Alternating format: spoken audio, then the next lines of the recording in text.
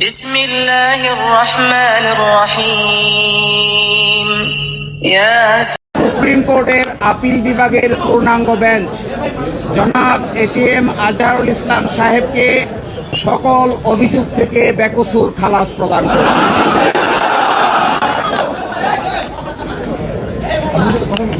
আজকে থেকে এখন থেকে জামায়াতে ইসলামের সাবেক ভারপ্রাপ্ত সেক্রেটারি জেনারেল জনাব ATM Azharul Islam is an innocent man.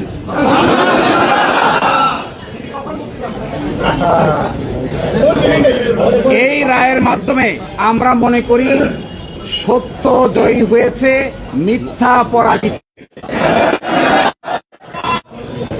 Truth prevail and falsehood defeated.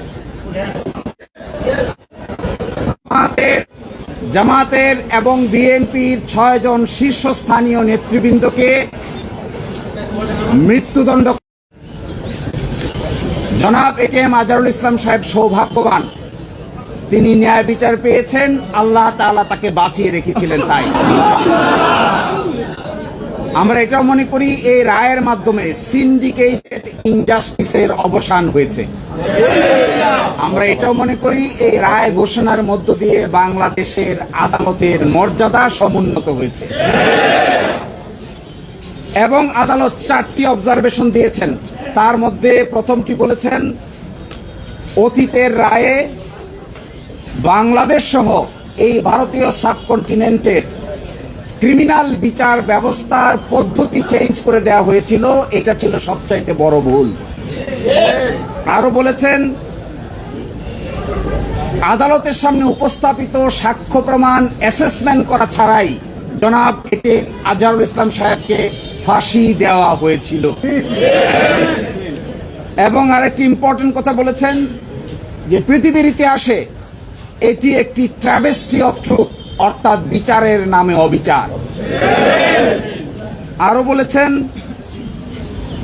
যে সমস্ত তথ্য প্রমাণ আদালতে হাজির করা হয়েছিল অতীতের আপিল বিভাগ তা সঠিকভাবে বিবেচনা করতে ব্যর্থ হয়েছে। ফলশ্রুতিতে আজকে জনাব এটিএম আজহারুল ইসলাম সাহেবকে বেকসুর খালাস প্রদান করেছেন। বাংলাদেশের ইতিহাসে নয়, পৃথিবীর ইতিহাসে এটি একটি নজিরবিহীন ঘটনা হয়ে থাকবে।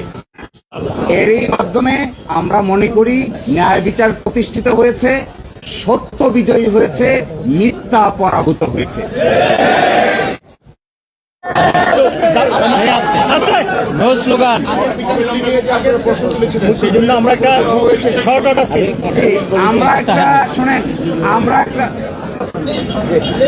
আমরা একটা শর্ট অর্ডার চেয়েছি, অ্যাডভান্স অর্ডার চেয়েছি। এই অ্যাডভান্স অর্ডারটার আদালত মঞ্জুর করেছেন। আদালত বলেছেন আমরা চেষ্টা করব আজকে যেন এবং কালকের মধ্যে যেন এই শর্ট অর্ডারটা প্রসেস হয়ে জনাব এটিএম আজহারুল ইসলাম সাহেব মুক্তি পেতে পারেন। এই জন্য সকল আইনি ব্যবস্থা আমরা গ্রহণ করব। আর আরেকটা প্রেস কনফারেন্স আছে 11:30টায় বাংলাদেশ জামায়াত ইসলামীর পক্ষ থেকে ডিপ্লোমা ইঞ্জিনিয়ার আসছে। এই প্রেস কনফারেন্সে আপনাদের সকলকেই স্বনির্বন্ধভাবে দাওয়াত দেওয়া হচ্ছে। আর এই রায়ের প্রাথমিক প্রতিক্রিয়া হিসেবে বাংলাদেশ জামায়াত ইসলামের নায়েব আমির ডক্টর সৈয়দ আব্দুল্লাহ মোহাম্মদ তাহের আপনাদের সামনে আরো দুটি কথা বলবেন।